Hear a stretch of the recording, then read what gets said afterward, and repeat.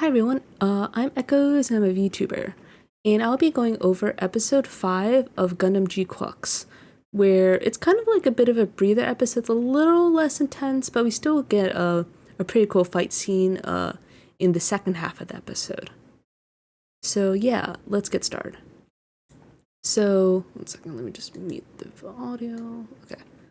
So, in the beginning, we kind of have this interesting view of the end of the colony of side 6. You can see that there's a whole bunch of like junk traders who are dropping off junk. See, they mentioned the Izuma colony south end, and then you see that they're incinerating junk, probably for waste disposal. And then it's mentioned how this is the queue for solar centrifugal furnace, so for the trash furnace essentially. Shared facility for public and private use, so looks like everybody uses it for whatever reason. Let's see. And then you see these one of the a pair in one of the ships is like sort of they're just talking.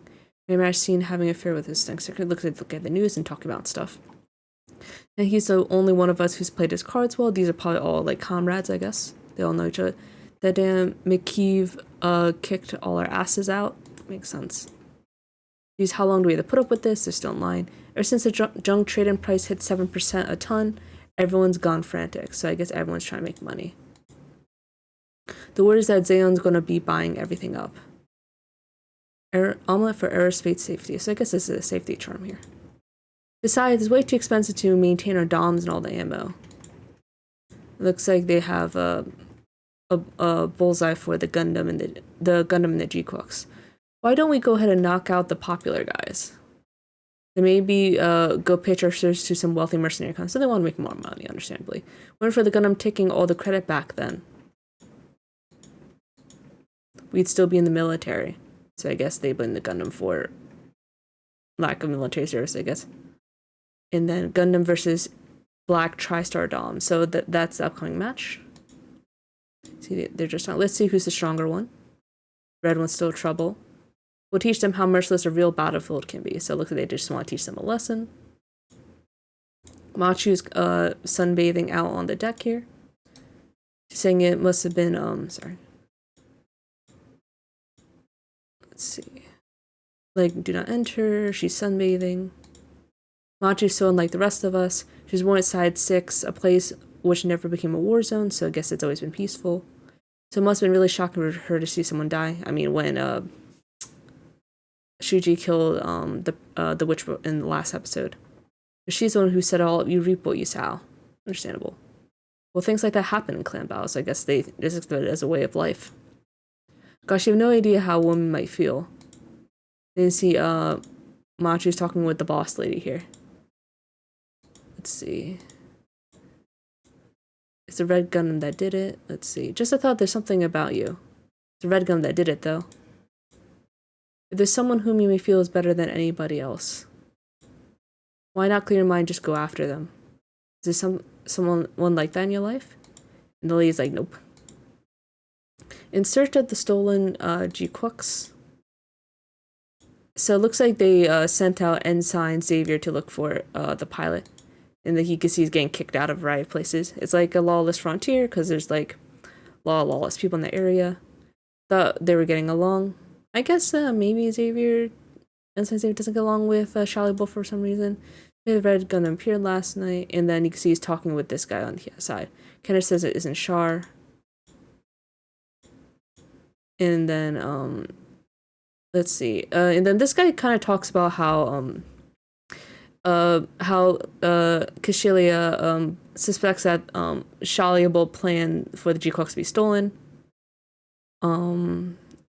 Jukumosu was part of your plot by the commander. So yeah, I don't think it was, but you know, I guess it's maybe like a hypothesis or a conspiracy.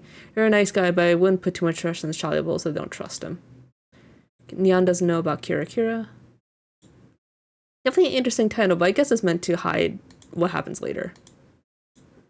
See that Machu's sort of just thinking about Shuji killing that witch from before. It's like Shuji didn't feel a thing seeing someone die. Maybe because he's a Newtype, maybe? You can see that, you kind of see that she's quite athletic because she's doing the leaping in the track. You see she's meeting up with Nyan here by helping with the work, and now you can see that she's cleaning the her pilot outfit at the dry cleaners here. Kind of interesting. Oak Laundry, full service. It's a very nostalgic in a way. And then they're meeting with Shuji to get him some food. And then he comes to the airlock. It's like, it'll get wiped off soon enough. Talk about him still needing the graffiti. But seriously, isn't it kind of challenging to draw all this? Yeah.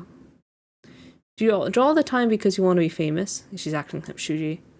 Then maybe there's someone you want to show it to? Which one Nyan asks him. He doesn't really answer. But he mentioned that Nyan already knows what he wants, which I think she kind of doesn't, because like she is a Newtype to some extent, but maybe she doesn't quite completely understand Shuji's feelings. Or how should I put it? The ocean? Oh yeah, she's describing the Kira here. It felt like it's how I felt the universe responded to me and only me. So she felt like she was in control when I was in the GQuuuuuuX. Let's see. You can see that Shuji's laying on the metal because he probably was hot when doing all his painting stuff. You can see Nyan is doing the same thing where she's enjoying putting herself on the cold metal. And then Machu tries to do the same thing, and you can see the Haru's like, "You're too naked." And then she mentions how they were checking out the space glider and that they're hoping to pay off the rest of the down payment. They're not trusting, but they're trusting the money, true. When tour matches, it's all paid for, so it looks like they're working on it. So their current goal is the win. Crime prevention campaign improves security at the station. You can see that Xavier here is like, I'm out of luck. Can't track it down, no registry of secondhand mobile suits. No wonder security's so poor here, makes sense. And then he sees the familiar Machu and Nyan, or Machu in particular, recognizes her as the pilot. And then he mentions that then they're trying to get Nyan because he's a refugee. And then they get out of there after after Machu kicks the guy's balls. And he's like, delayed local train is resuming service, da-da-da. And then they split up, essentially. Because they're looking for Nyan in particular. But I guess they're looking for both of them, technically, now. Don't move, they'll see us. You can see that this guy's involved. The police are searching the train station. And she's like, oh, this guy kind of is familiar. And then she's wondering if he found out who she was. Now I'm going to thank you for saving you. Closing the building in the face. And he recognizes her too. And then he is like, oh, hi Barry, the school for debutantes. I don't really know what this means. I don't know if he's referring to it just being like a rich school or something. I don't get it, but maybe it's like something famous. And then Machu thinks he's trying to pick her up. It's like, oof. And girls like that be piloting mobile suits. He hasn't figured it out.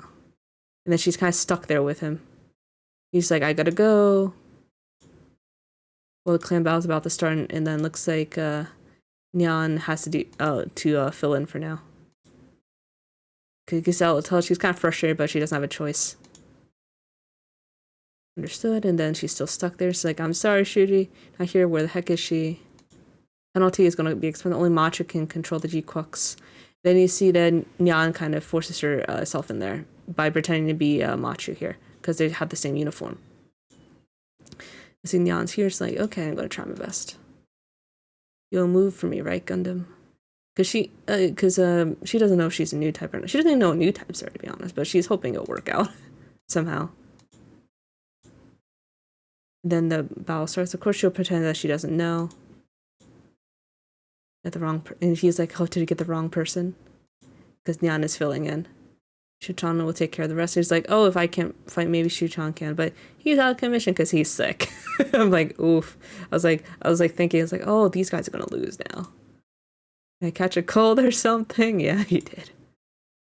And then they're talking about the DOMs here. They're going against the binary, the TriStars. They call them binary because there's two of them, I guess. They're Rick DOMs, sir. They're a bit heavier, but they're still good mobile suits. And then he mentioned that he used to pilot one on Jupiter. Also flew a Rick Dom, right, Commander? Just temporarily, yeah. There were Dom Masters who were much better pilots than I was, so he's giving all the people credit. Not that guy, so they want to take out the Red Gundam here. Oh, I guess it's because they got kicked, I think, in episode 1 or 2, I believe. I think episode 1. Got the amateur first as planned, so they're gonna go for Nyan first here. And she's trying to help, but he's kind of AFK. Absolutely nothing on the battlefield, so she's getting attacked. She's trying her best, but she keeps getting electrocuted. That's pretty rough, because if you don't know, being electrocuted could kill you, which is why tasers are really dangerous. So, learned that online, but regardless, electrocution's dangerous. Try not to get electrocuted. Anyway, keep going. So, you can see that they're fighting and stuff. Then you can see that Kamali's like, oh, something's wrong. Commander, you said that before she mastered it. It's not about technique, you see, it's about determination. Yeah, so it looks like rather than be able to be skilled, it's more important to be determined, because the willpower will allow the Omega Psycom to work, seemingly. There's also the question of whether the Omega Psycom just can allow anyone to pilot or only people with new type potential. They don't really specify on that. But I guess we'll see if they explain it later. The opponent clan's team play is flawlessly executed, so they're doing a lot of damage here. And then Haru's recommended to run, and she's like, I can't, how dare you? And you can see he's like, I need you to activate the Omega Psycom, or we're in trouble. And then you can see that Haru forcefully activates it. And which is pretty cool. Omega Psycom has activated.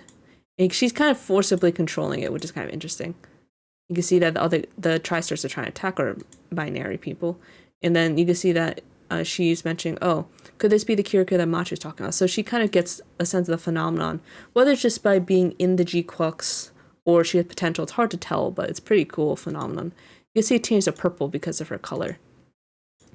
And now you can see that how she's fighting is really interesting. It's different than, because the thing is that I feel like she's not a proper Newtype, so she can't really control it freely. She still has to like move the arms and stuff to some extent, but she's kind of forcibly making it work for her, which is different than Machu, who's kind of a bit more of a natural.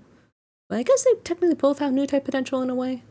But it's interesting. She's kind of using Shuji's Red Gundam as kind of like a decoy, kind of, or like making him fight for her, which is kind of an interesting technique. And then using him as a shield, and then she fights afterwards, which is cool. See that they're watching the battle. It's pretty intense. You can see the Doms are sliding across the colony area. Carriers on the battlefield. Winning is all. So it makes sense they're still fighting. I think that's the new machine. So they have a really interesting fight here. You can see that Nyan sort of gets into this power high, which means that she has no issue with killing these guys. But the universe is responding however I want to. Because, like, Shuji and Nyan have no issue with killing people or killing these guys, but Machu does. So that's why she tries not to kill people. So it's kind of interesting they have that difference in how they feel about people's lives, I guess. And then you can see she kind of gets a bit power drunk, I guess. And then both of them end up getting destroyed. And then you can see Kamala's like, this one's like, Maul shouldn't be fighting like that. But then you can see Shalia's like, I think he mentions later, the Gundam is saying that was fun. Looks the Gundam still had a good time. Incredible Moth maneuver. So yeah, so I think Shalia says that that's still a way to fight or something like that. And you can see that Machu's kind of feeling a bit torn about everything. It's like, why? I think she mentions, I think the Kiriko was supposed to be for me and Shuji only. So she thought only she and Shuji could do it, but then she realizes that someone else can go experience it as well through the GQuuuuuuX. Different strokes for different folks. Personally, I have no problems with mobs acting like that, so that's Shalia's perspective. And then you can see Shalia's acting now. Please contact Lieutenant Simon at Granada. And then you can see that she's trying to figure out who piloted the GQuuuuuuX this time because she wasn't the pilot. And then she notices that it's Nyan here. So in general, it's a pretty cool reveal. But regardless, it's and you can see that understandably Machu's shocked about the whole thing. So I guess in a way, technically, they both can control the GQuuuuuuX, leaving Shuji for the Red Gundam. So that's always interesting. But I also do like that Nyan's taking up a more prominent role this time. And you see that Machu's kind of torn about, it's like, what am I gonna do? What should we do? And then Nyan's like, why are you so upset? And then they also mentioned that they found Shuji's hideout, which Shuji has to find a place to stay. I don't know where. But yeah. In general, I feel like this episode has a lot of interesting implications. Like, essentially, we kind of learned that maybe people besides Machu and Nyan can control the GQuuuuuuX as long as the Omega Saikamu is activated, which is pretty cool. We get a bit of a breather episode. Where it kind of transitions into a new battle. They're trying to make more money. That sort of thing. And looks like next episode will be shaking things up. So I'm kind of interested in how that goes. I also wonder if there's going to be a battle every episode, because that'd be a lot, not gonna lie, but I would be pretty impressed if they continue at this pace. But yeah, I think overall really interesting. I hope